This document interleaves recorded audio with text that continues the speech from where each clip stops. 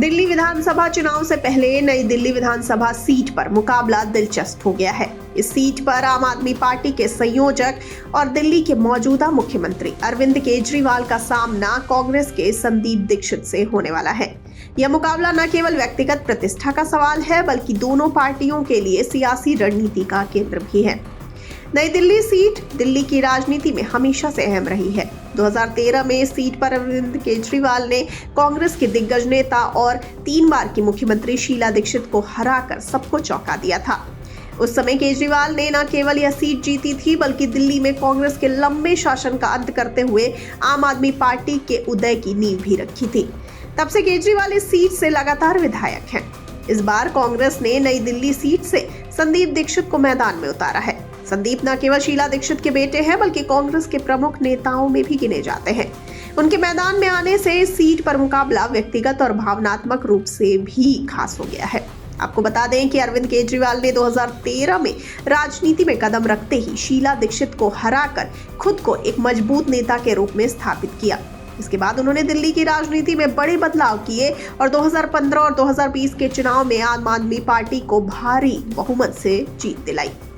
केजरीवाल की राजनीति की खासियत उनकी जमीनी नीतियां और मुफ्त सेवाएं रही हैं, जैसे मुफ्त पानी, बिजली और शिक्षा के क्षेत्र में बड़े सुधार। इन नीतियों ने उन्हें दिल्ली के मध्यम और निचले वर्ग का पसंदीदा नेता बना दिया है। आपको बता दें कि संदीप दीक्षित के मैदान में उतरने से कांग्रेस को नई उम्मीदें हैं। संदीप अपनी मां शीला दीक्षित की विरासत को लेकर चुनाव लड़ रहे हैं।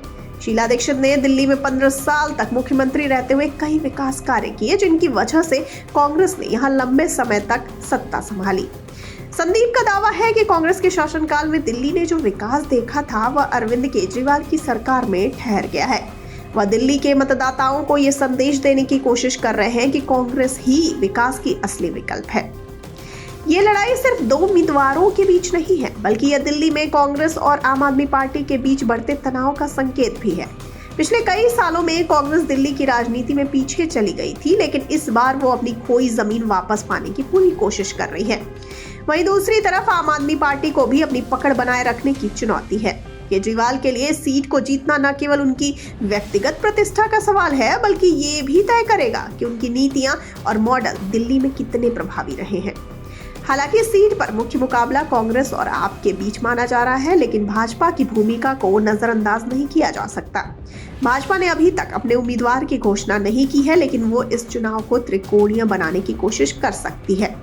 नई दिल्ली सीट का चुनाव सिर्फ इस क्षेत्र के लिए नहीं, बल्कि पूरे दिल्ली चुनाव के लिए एक संकेत हो सकता है। अगर कांग्रेस यहाँ पर मजबूत प्रदर्शन करती है, तो ये उसके लिए राजधानी में वापसी का संकेत होगा। वहीं अरविंद केजरीवाल की जीत उन्हें राष्ट्रीय राजनीति में और मजबूती दे सकती है। आपको बता दें कि नई दिल्ली विधानसभा सीट पर होने वाला यह मुकाबला दिल्ली की राजनीति के लिए बेहद अहम है। यह चुनाव केवल वोटों का संघर्ष नहीं, बल्कि विचारधाराओं, विकास के दावों और दिल्ली की जनता के विश्वास का भी परीक्षण है। चुनाव की तारीखों की घोषणा का इंतजार है, लेकिन फरवरी 2024 में मतदान होने की संभावना है। आने वाले हफ्तों में इस सीट पर सियासी गतिविधियां और तेज होंगी, जो दिल्ली की राजनीति को नई दिशा दे सकती है।